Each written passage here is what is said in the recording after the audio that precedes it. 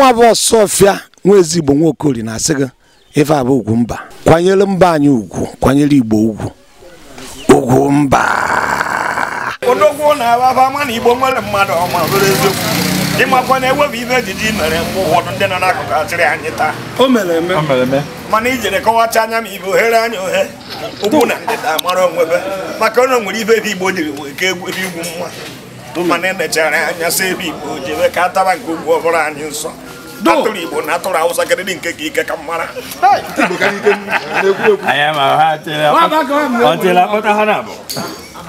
nnebe n'anya mgbe gboo gara aga mgbe n'ụlọ n'ọsa mgbe afọ ọ na-eme nwaanyị je nye di nne gbuo Igbere mana tata dị anyị ụmụ oke Igbo na-atabago eke ọkụkọ na ife dike na-emezikwu na ọ na-awa nnaba ịmaka osi ka njọ a sị na ife ọhụrụ na nwoke mere na mgbakọ nwaanyị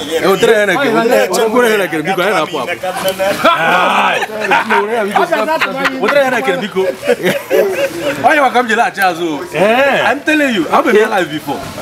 Ọsọfịa nwa ezi Igbo ama na ị na-aka ọsọgwụ goslo ka nnene n'odogwu na-ekwe moto gatara onwe ya ndị ọrịvaịsị iche ya tinye na mmanwụ Ọsọfịa ebugbo nnukwu mmanwụ Ọsọfịa nwa ezi Igbo apabekwe mmanwụ ka ogologo maka mmanwụ na-abụ ime ya anya ogboro ejewara ịgbanwe mmanwụ abụrụ tụọ rịvaịsị ọkwa nnukwu mmanwụ ka Igbo be anyị n'ọbịa m n'isi ka nkọlụ na akụkọ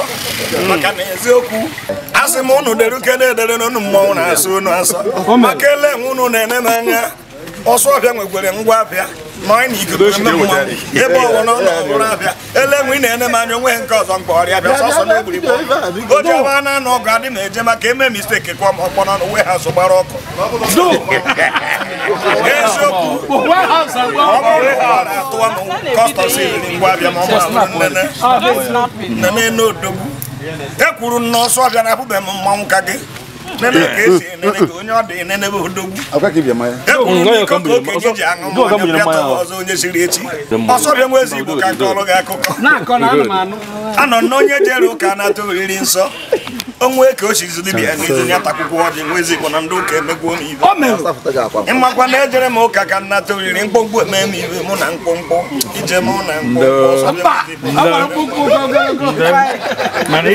ịma na ejere katkizin ahụ ise ka nnata oriri ndị ụka azị m etoro nwa ezi Igbo ọmakadị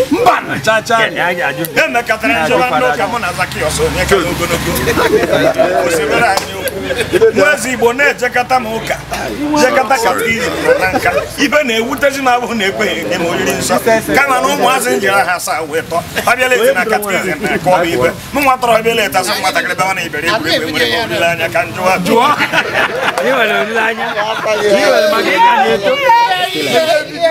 ọkụ ya ka anyị ejekọta nye m katkizin na nka wee nụ na ndị agụrụ na-enye ụmụaka oriri nsọ m wee sị ka njegene katkizin na agụrụ ọ bụ nsọ ndị na-aka na-esi oriri nsọ eje m katkizin na agụrụ ka nna wee na fara na-ekwu njọ n'ọnụ Ọsọfịa nwa ezi Igbo ọ bụ na fara na-ekwu njọ n'ọnụ ejere m katkizin na agụrụ nwaanyị dị 65 years esi na arụsị na-aba wee tọkata ka o jebe ụka wee bịa katkizin nata oriri m ihe fada jụrụ ya kpọọ ya nne Eliza ife omimi nke aṅụrị nke mbụ nwaanyị tafụ akwa machie kpọọ ya fada negarike n'anya na ụmụazị akarị ọkwa ibe dị na nwunye ji ezi ike ka ị na-ajụ fada ịtakwara nya ma ugwu eze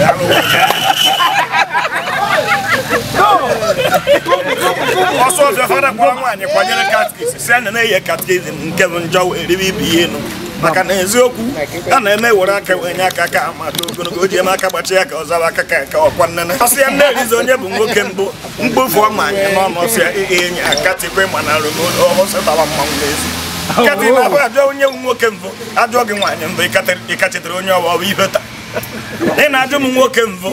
katkizin na-ekwenye m okwu anya kwa ọ bụghị nke m ji ekwucha ejekwa ndị be dị m alụ na-emekwa katkizin si ya na ọnwụ na ọ zata ihe ọ naba nwaanyị n'anya bụ na ife nwa ya emechi ike maka oriri nsọ dị ya mkpa ọkpọ ya katkizin bụ heta nso ka nta kwụrụ ngị ya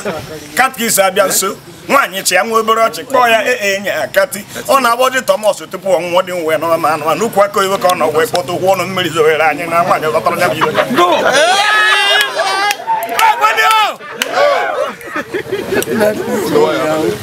ọsọ bịa nwezi Igbo dike ịmakwa na ikpeazụ katkis ababa mba si ya nne Eliza ashị ajụọ gị onye bụ nwoke mbe si na ọ bụ Adam nwaanyị tie topi akwa kata ịnọ nke atọfọrọ m akwa wee mara onye ọ bụ kedu iji ibe ezi ọsọ bụ Adam nwa bịara n'Igbo ka ya mara amara ọkwa eji esewere bụ okwu esecha nwezi Igbo dike ndị ụka emegbuo m ibe wee sị na ebe m nataghị oriri na agụrụ ka njeke na ụka ndị ọzọ ọnwa ọzọ Katọlik na-eshi ite n'ọkụ nwezi Igbo ebiri ya ma ụka ije m na eburu m ụzọ jee Anglican akwụ m ọnụ wee bịa sị anata oriri nsọ ebido na abụ 22 baa na abụ 24 abụ 106 mgbede akụkwa na agụ na-eme n'ibe nse ya metọ na abụ ka agụ uwe gbuo mmanwụ maka na nna abụ agụ gbuo mmanwụ ọkụ mmụọ ka ihe ederiri maka na ndị ụka na-atụrụ anya si ibe izizi a na-ajụ n'enigwe rikwere nni wee bịa ịkwụrụ ọnụ bịa ọkụ mmụọ ka ị na-ejere onwe gị ọkwa sị na goldu ka eji iwe eme n'igwe onye kwụọ na ọ na-eji goldu ka njụwa ịkwụrụ ọnụ na enigwe taa goldu tajuo ya agwọ nke onye yiri ka ụwa n'ọma hụrụ eziokwu nsị ka njebe ebe Anglican na-egbu oge na oriri nsọ kama eyi atọ na-abụ mmanwụ naanị ike ka njebe kene mbinye ka njegharịa ndị advaịsị wee nyere maka ndị nkụ na-akụ karịa sị m jee ụka akụrụ aka enyi m nwoke ejere m ụka akụrụ aka n'ọnụ ụzọ n'ụka ka nkwa sị m kọba aka na Chukwu na-aza n'aka m wee kwachaba aka kwadabakwa nkwa kịrịkwata nkwa nkwatagịrị kwara nkwa nkụkọta anya na aka ga-egbe ka aka n'ite ogologo nsọba n'eziokwu Katọlik na-enye oriri nsọ n'ọnụ ndị ọzọ na-enye n'aka nkwa wuche aka n'ụlọ ụka akụrụ aka eweta oriri nsọ ọ bụ ntị ka m ji eje nara anya m ibe ka njụ Igbo ebinie m ka mkpadobe ndị advaịsị nyere m ọsọ bịa nwezi Igbo oke advaịsị bụ ajọ ibe a sị m jee ụka ekpere ịmakwa ejere m ụka ekpere ozugbo m na-edo isi n'ụlọ ụka pastọ m isi were m ekpere ka dọkịta na-emesi mkpụrụ ọgwụ njọba ya ajụjụ omisi katara m ekpere akwụkwọ njide ka ekpere ka Baịbụl wee dị arọ mkpọ ya pastọ mbọchị akpọwo Jizọs n'obe o nwere ebe edere ogbu ọja n'akwụkwọ nsọ ma sịsị na ọ bụ mmanwụ nsịba na nje ana kama nje ekpe ekpere ka Baịbụl wee dị arọ na ọ bụ nsọ ka nna nwere onwe m ndị nne ka nna asị m jee ụka mmiri nke bụ nsọ ịmakwa ejere m ụka mmiri anwa jọwuchara na njọ ejere m ụka mmiri asị ya emeghasị m baptizim nche m ewele fada si eme akwụkwasa mmiri n'isi adụọ n'afọ nna na nwa na mmụọ nsọ baptizim na-aga ama na ọ na-aba kwudi mgbe aka atụ ya na ohirimiri mmiri o see na ọ bụrụ onye baptizim mmiri rie ya ọ bụrụ onye nje arụ na-emekwa nwezi Igbo mbọsị njere imenya m baptizim fachehuo na nsoro mkpụmkpụ maka na ọ na-ahụ atụ onye toro ogologo ọma see elu n'ike dị mkpa na-akpọ mmadụ na-eme sechasị aka ntụgbu m n'ike mmiri jee n'ike mmiri dọrọ ka okwute onye mkpụmkpụ na-arụ mmiri ịmana mmiri na-eri m ma mmanwụ pastọ nọ n'elu na-asụ n'ire chie ngarafa fanyị gara sị onye ọ dịkọba aka na ibearị ma na-eme nwezi Igbo biko ọnwụ mmadụ ọ bụrụ gbugbo ibearị ịma nka mmiri na-eri m ahụ izu ụmụazị na-akụwazụ anọrọba ebe a nọba na-anụ ka nna ṅụ otu na pama ọ na-adagburu mgbụrụ n'elu edebe anya na na-eti ji azụ tụọ diving ngụta ma mụrụ mmadụ agbarụ ọ bụ ihu nseba na one smith bụ anụ onye ọzọ kwa nnene ebinie m ka nnaba ibe ndị na-eri ka ndị na-asọ ma bụrụ nnene nsịba ebe mmiri erighị nta onye bụkwa ụkwụ nna ụka mmiri nye ma ọ bụrụ ọ bụ m ji aka m wee gbuo onwe m ịma na-ebinye m ka nnaba asị na m ji eje ụka ahụma mbọchị abụ ka m na uwe mana ashewa ụka ka ashewu niile nwezi Igbo arụ na-emekwe ejere m ụka amụma onye amụma Elija necha ma anya sị na ibe na-esiri m ibe nsị na ọ dị ka ọ na-agbapụ m aba nsị a kedụ ka o si ma na ibe na-esiri m ike ọ sị na nsoro mkpọmkpọ nsịra na ụka amụma ụchachikwere na njem ọpịpịa maachọ na nwaanyị na-emetụ n'aka mebikwu na ọmụ na nje eme efu n'ọnụ ọnwa na-abụ ga ruo na nke atọ na ọkpụkpụ ji adị ndụ ọzọ na nje etogo ibe ama ha dewela m mma mkpue n'isi mgbe abụ a na-eme ibe nwaanyị kpọọ m na fon aka ọtụwanye ya nwee m ike ibe ike ka a ghara esi na nna atụ nwaanyị ọkpọ nnene nke mere na emechara mgbabara nne m ọsọ kama eji asị na mụ na nwaanyị kpara nkata mgbabara nne m ọsọ ọnwa na-abụọ gaa nke atọ gaa nke anọ jiri gaa apụghị m Elija apụghị m ọkpụkpụ kama m na-eto ogo mpetu natakwuo m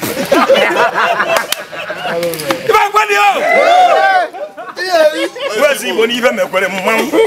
ịmakwa na emechara nje ụka okwuchukwu ebe abụ ka m jechara ụka okwuchukwu kwụsị ụka sị ka m jee na nzu na-edo tabakwa nzu na akwụ mberembịa ka na-akpakwa ike na ndị ụka emegbuo m ibe ejere m ụka okwuchukwu ozugbo nna abatara adịpa akpa oke ozugbo nna abịa ụmụ nwaanyị na-agbọsịba bụ ọsha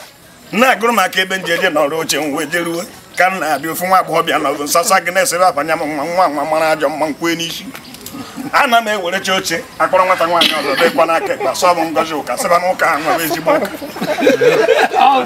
pastọ sị ya ji agụ akwụkwọ nsọ enwe ife ọ gụrụ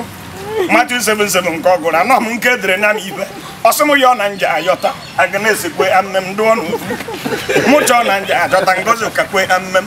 nsịba na ụka akwụkwọ ebe nwa na ọ bụ ebe nwa ka nje anọ wee nwụji n'ike na nkụwa aka n'ụzọ ji emeghe nwa ezi Igbo na-eme anya Chimonde gwo nchọwa ụzọ wee chọta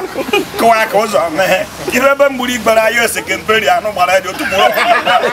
ibe buru ike eji ezu iko iri otu eme nkọchi ibe dị na-aba ekpere mmanụ esekemperi Igbo ji iwe biri nya ka m jere yọcha maka na ama na ọnwa egbughị utu ori ebe kere isi nya ka m yọbara yọcha nwata nwaanyị chịrị ịkọcha ịmụsị na nna ya njọ nwa ezi Igbo ka njukene nke asị m ya ọ na-amụ ya yọta o nwere ibe kwuru nji anyị iji ọkwa nke kụrụ onye ka